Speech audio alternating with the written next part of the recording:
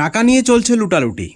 তৃণমূলের টাকা নিয়ে চলছে লুটালুটি। কে রাখবে টাকা? মমতা বন্দ্যোপাধ্যায় নাকি অভিষেক বন্দ্যোপাধ্যায় নাকি কোষাধ্যক্ষ অরূপ বিশ্বাস? আপনারা জানেন যে খবর উঠে আসছে যে কোষাধ্যক্ষের পদ থেকে অরূপ বিশ্বাসকে নাকি মমতা বন্দ্যোপাধ্যায় সরিয়ে দিয়েছেন। ঠিক অপরদিকে তৃণমূলের ফান্ডের 2000 কোটি টাকা তছনছ হওয়ার ভয় রয়েছে। যে কোনো সময় চেক দিয়ে তুলে নেওয়ার একটা আশঙ্কা রয়েছে, কারণ তৃণমূলে সব ঠিকঠাক চলছে না। তৃণমূলের কোনো নেতাকে আর বিশ্বাস নেই। এবার সরাসরি ব্যাংকে চিঠি দিয়েছেন টালিগঞ্জের প্রাক্তন বিধায়ক, প্রাক্তন মন্ত্রী, বর্তমানের হেরো বিধায়ক, 2026-এ তিনি হেরেছেন, অরূপ বিশ্বাস। তিনি কি বলছেন?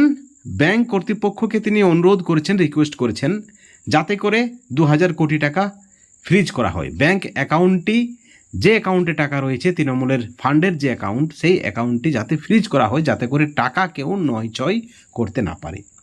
আপনারা জানেন মমতা বন্দ্যোপাধ্যায় তৃণমূলের কর্তৃত্ব রাখতে চাইছেন। মন্ত্রী অরূপ বিশ্বাসকে যেমনটা খবর উঠে আসছে কোষাধ্যক্ষের পদ থেকে নাকি সরিয়ে দেওয়া হয়েছে। অপরদিকে অভিষেক বন্দ্যোপাধ্যায়ের একটা প্রভুত্ব তৃণমূলের মধ্যে আপনারা দেখেছেন, যার কারণেই তৃণমূলের ভরাডুবি বলে অনেকে দাবি করছেন, রাজনৈতিক মহল দাবি করছেন। অনেক বিধায়ক ইতিমধ্যেই বিদ্রোহী হয়ে গেছেন, তারা সরাসরি বিজেপিতে যোগদানের প্রয়াস চালাচ্ছেন। যে তৃণমূলের বিধায়কেরা এক সময় চটি চাটতেন, অভিষেক বন্দ্যোপাধ্যায়কে ভগবানের মতো মানতেন, তারাই এখন তৃণমূলের বিরোধী। এদিকে প্রাক্তন মন্ত্রী অরূপ বিশ্বাসও আর মমতা বন্দ্যোপাধ্যায় ভরসা রাখতে পারছেন না।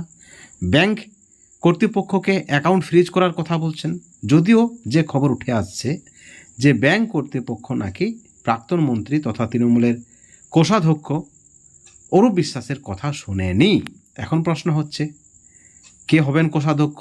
খোদ মমতা বন্দ্যোপাধ্যায় নাকি অভিষেক বন্দ্যোপাধ্যায়? এই প্রশ্নটা ঘুরপাক খাচ্ছে। আসলে এই 2000 কোটি টাকা মানুষের টাকা বলেও দাবি করা হচ্ছে বিজেপির পক্ষ থেকে। অনেকেই চাইছেন এই 2000 কোটি টাকা সরকারি ফান্ডে আসুক। বন্ধুগণ, এই ভিডিওর পরিপ্রেক্ষিতে আপনাদের কি মতামত, আপনাদের কি প্রতিক্রিয়া, অবশ্যই আপনারা কমেন্ট করে জানান। ভালো থাকুন, সুস্থ থাকুন, কিন্তু কোনো ধরনের দুর্নীতি থেকে দূরে থাকুন। Thank you so much.